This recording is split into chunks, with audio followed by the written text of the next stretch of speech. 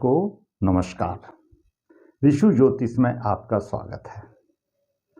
दर्शकों, ऋषु ज्योतिष समय समय पर आपका मार्गदर्शन करता रहा है।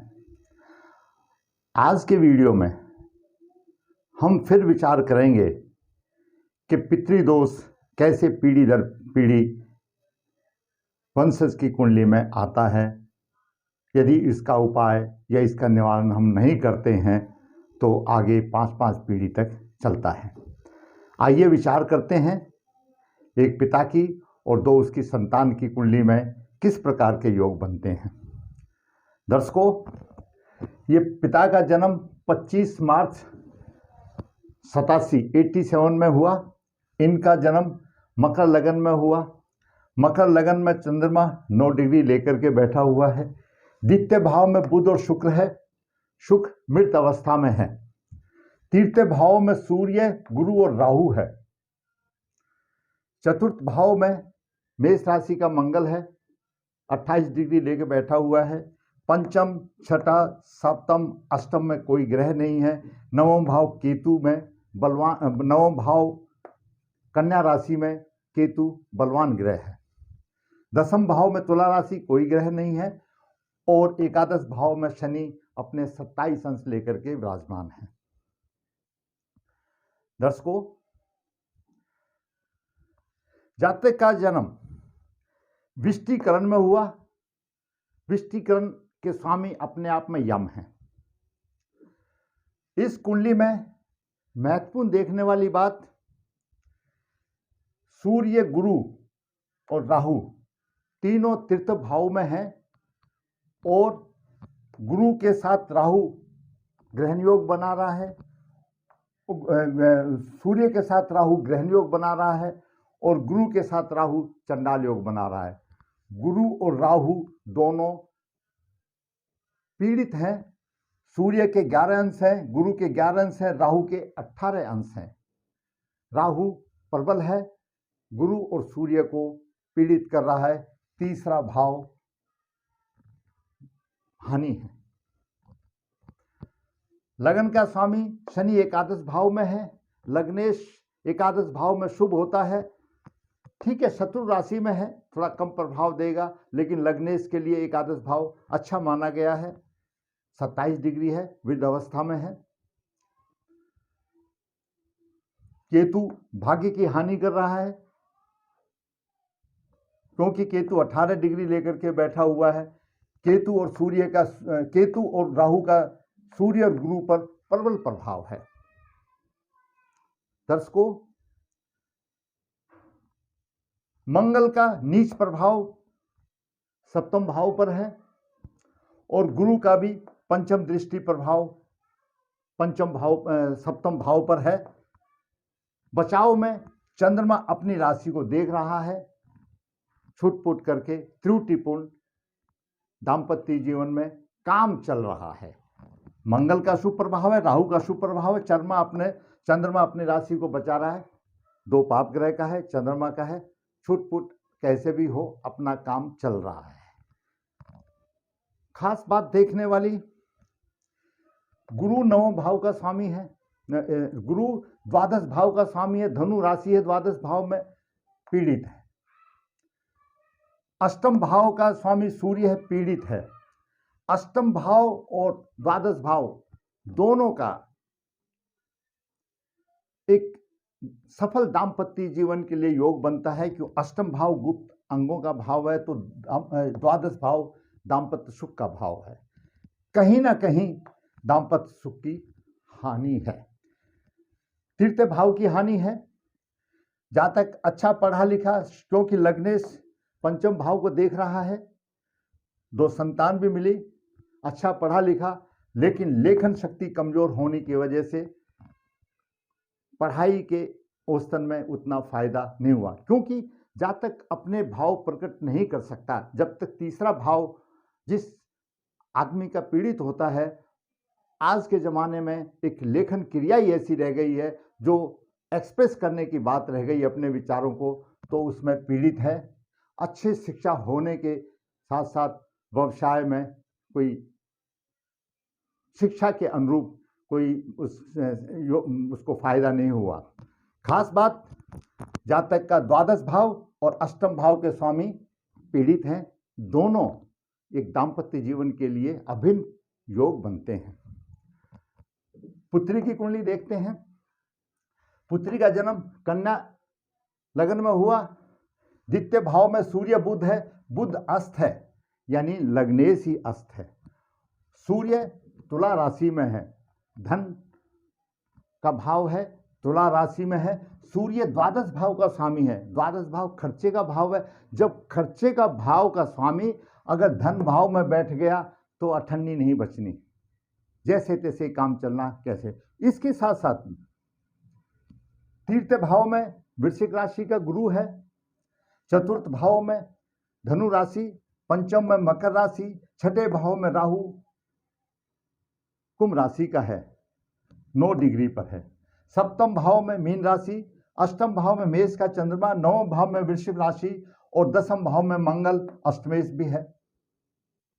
एकादश भाव में कर्क राशि, द्वादश भाव में सिंह राशि, सूर्य शनि केतु। यहां पर विचारने वाली बात है इस कुंडली में दो ही स्थान, 2-3 बंधु विचारने वाली हैं।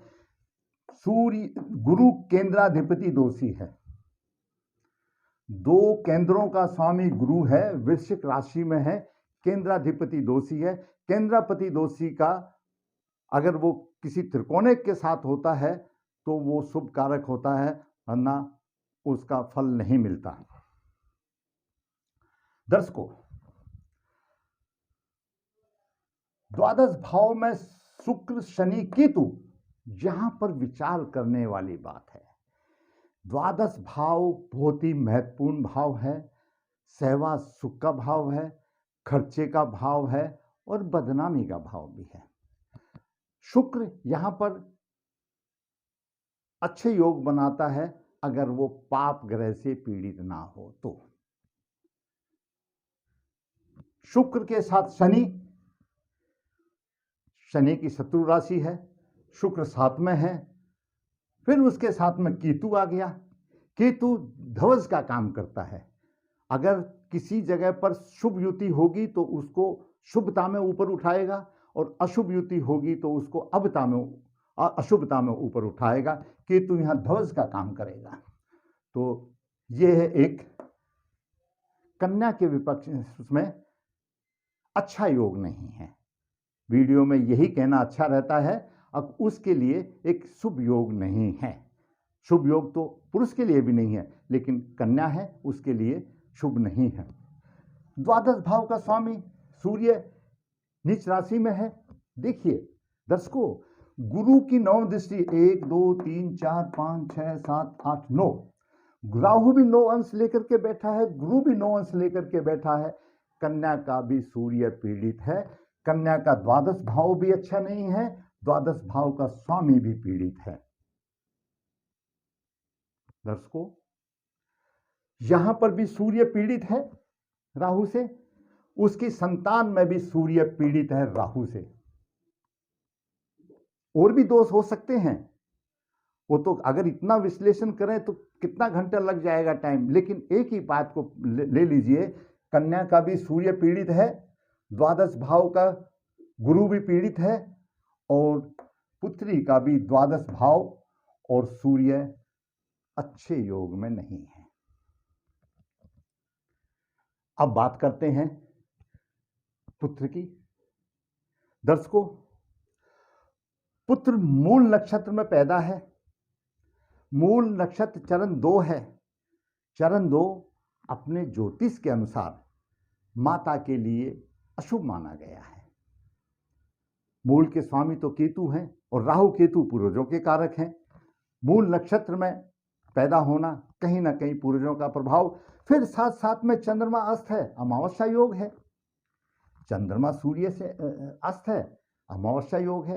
अमावस्या योग जहां हो गया वहां पर पूर्वज आगे पितर हमारे आगे हमारी अतृप्त आत्माएं आ गए, जो भी समझने के लिए बोलोगे तो ये अतृप्त आत्माओं का प्रभाव है।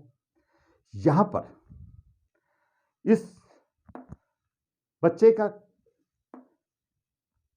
कन्या लगन में जन्म हुआ, शनि विराजमान है। दूसरे भाव में तुला राशि कोई ग्रह नहीं, तृतीय भाव में शुक्र, चतुर्थ भाव में मैंने बताया सूर्य चंद्रमा बुध और राहु, बुध के साथ राहु है और बुध लग्नेश है। अब देखिए दर्शकों, चंद्रमा को सूरज ने अर्श कर दिया, बुध के साथ राहु, बुध लग्नेश है, बुध के ऊपर राहु का प्रभाव है। कितनी परेशानी वाली बात है। लगन दोष भी आ गया, भोगखंड योग बन गया, बुद्धि की हानि हो गई। पंचम भाव में गुरु नीच का तो है, लेकिन 29 डिग्री लेकर के बैठा हुआ है। ये माना अपने ज्योतिष के हिसाब से कि पंचमे शनि लगन में है तो वो शिक्षा को पूर्ण ले लेगा किसी तरह से, लेकिन शनि तो छठे भाव का भी स्वामी है, वो तो छठे भाव के भी गुण देगा। इतना शनि दूध का धुला नहीं है बिल्कुल एकदम से, वो तो छठे भाव का भी स्वामी है, रोग का रोग भी देगा। दसम भाव में केतु है और एकादश भाव में नीच का मंगल, मंगल चौथी दृष्टि से धन भाव को देख रहा है, धन कुछ नहीं है, सब खाली। मान लिया ये सम सप्तम योग बन रहा है, गुरु का मंगल का दोनों नीच है, गुरु उसको उच्च दृष्टि देगा, है तो नीच, वो भी 29 डिग्री मरा हुआ है, कोई फायदा नहीं है। गुरु का वास्तव में कोई फायदा नहीं है कि 29 डिग्री पर है, कितना भी होने तो आमदनी में कमी होगी नीच का मंगल से। ये सम सप्तम योग से भी ठीक नहीं, अशुभ योग बन गया। नीच का मंगल, आमदनी में कमी, खर्चे की ओर। फिर वही एक ही पॉइंट, द्वादश भाव का स्वामी सूर्य यहां पर शनि से भी केंद्रीय प्रभाव में है।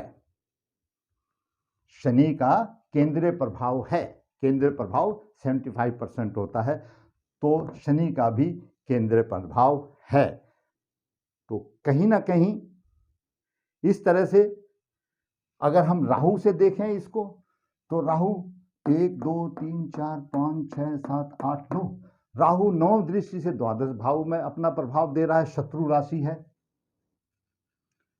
तो द्वादश भाव से संबंधित और सूर्य से संबंधित इन तीनों कुंडली में कहीं ना कहीं परेशानी है। खर्चा का हो या दाम्पत्य सुख से हो, या और क्यों द्वादश भाव कोर्ट कचहरी का, दंड का भी है, वो तो एक गहन विश्लेषण होगा। लेकिन फिलहाल तो हम यही कह सकते हैं, और पुत्री के लिए ये द्वादश भाव में शुक्र सूर्य शनि के केतु अच्छे नहीं है, तीनों दृष्टि किसी के लिए भी नहीं है, लेकिन पुत्री के लिए ज्यादा मान लो। इसका भी पीड़ित है द्वादश भाव, और इसका भी द्वादश भाव का स्वामी पीड़ित है, तो दर्शकों, बालक का जन्म, दूसरी संतान का जन्म योग गंड में हुआ। गंड योग भी तो अशुभ नहीं है।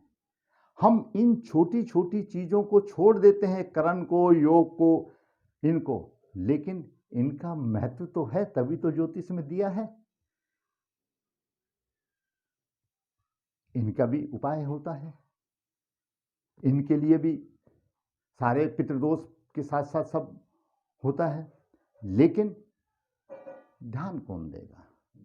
ध्यान ये लोग तब देते हैं जब बात गले तक आ जाती है कि पंडित जी अब हम क्या करें। अरे पंडित जी ने तो बहुत पहले बता दिया, भाई तुम अपना करो, कुछ तो करो। मैंने ये अपने इस लंबे पीरियड में मैंने ये सीखा है कि आप कुछ नहीं कर सकते तो शुभ काम तो करो। सूर्य पीड़ित है, सूर्य पिता का कारक है, आत्मा का कारक है, राजा है। पिता संपन्न व्यक्तियों का आदर सम्मान करो, सूर्य को जल दो, बिना पैसे क्रियाओं में भी सूर्य फल देगा, कुछ दिन के बाद तो देगा, कुछ करो तो करो। आपका जो रोजाना का शुभ कर्म है, रोजाना का जो आचरण है, उससे भी हमारे ग्रह शुभ फल देते हैं। बस हमको करना चाहिए, हमको करना चाहिए। आप शुभ काम करिए तो आपको कोई ग्रह परेशानी नहीं देगा।